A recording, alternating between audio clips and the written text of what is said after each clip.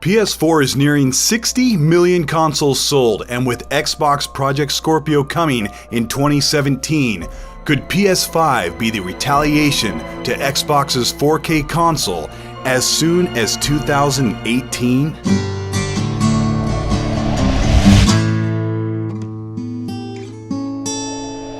Marketing analysts Damien Thong and Michael Pachter have both independently predicted Sony to release the PS5 in 2018.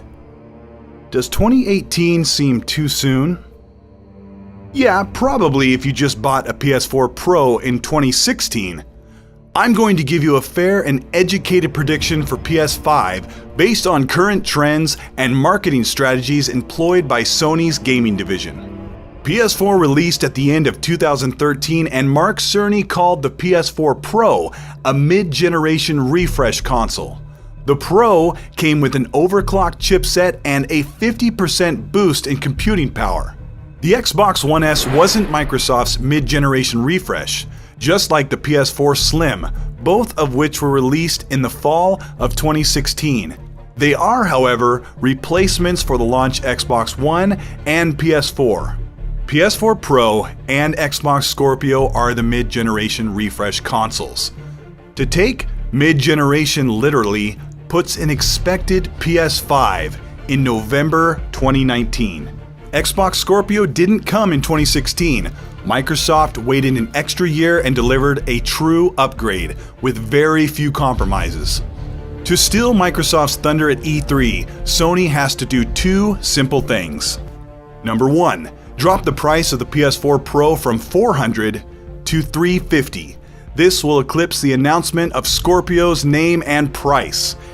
Experts predict the Scorpio to be priced at $400 or $500, and Sony's offering of a 4K-ish console at $50 to $100 cheaper than the Scorpio will take the wind out of Phil Spencer's bangs. Number two, at the risk of insulting the millions that adopted the PS4 Pro, Sony will need to announce plans for the PS5 at E3 2017. Sony has a long history of announcing big things way ahead of release to generate buzz and momentum for consumers. Sony purely won the hearts at E3 2016 by promising so many games that would not come until 2017 or 2018. With games like Death Stranding and God of War teased long before a possible release window, it's not far-fetched to expect Sony to tease the PS5 at E3 2017.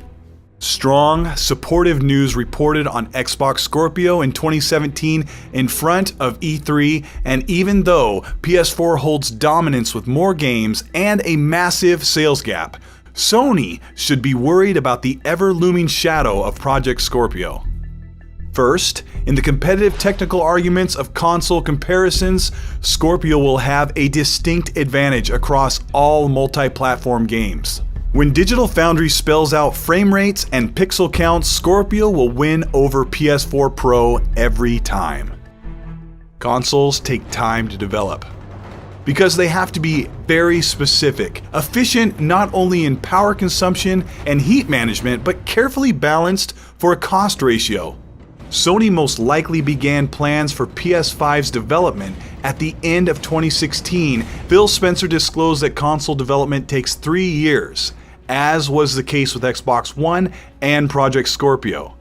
But Sony can easily squeeze that development time to 2 years and push out PS5 in 2018.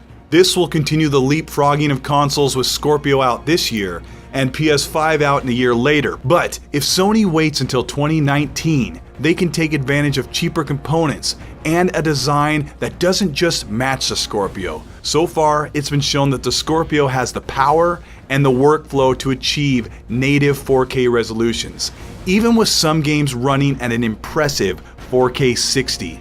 For $400, the PS4 Pro certainly offers impressive 4K looking games, but at the cost of a minute improvement to the frame rate. By 2019, Sony should be able to design a console with the power to offer most games at native 4K, but more importantly, enough headroom for developers to offer higher frame rates and bigger visuals. The best part about PS5 is a generationless console timeline. There's no reason to expect PS5 to leave the 60 million PS4s behind. Now that PlayStation is based on x86 architecture, any game released on PS4 should be compatible with the PS5. And if Sony continues cross-support of controllers and accessories, Sony gamers can look at PS5 as an optional upgrade, just as Xbox Scorpio consumers will.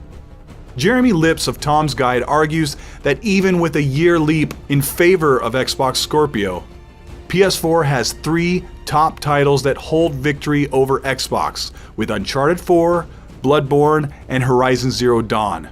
Sony definitely offers more in the action-adventure department compared to Xbox's top 3, Forza Horizon 3, Forza 6, and Titanfall. There are some counterpoints to the PS5, the biggest being its potential release proximity to the PS4 Pro. But since PS5 will likely have parity with the wildly successful PS4 and an optional upgrade, PS5 will continue Sony's dominance in the console market, and with Scorpio bringing a worthy offering to Xbox, both upgraded consoles look to offer PC quality experience in a closed box with support for your games for years ahead. This is Colt Eastwood. Thank you so much for watching. I want to know what you think of a 2019 release window for PS5. Leave it in the comments. Thanks so much for your support. Everyone's been really good and very helpful for my channel. I love to hear your feedback, and like I said, this is a channel where we have a conversation, we talk as gamers, so I want to hear about it in the comment section. I'll talk to you guys soon.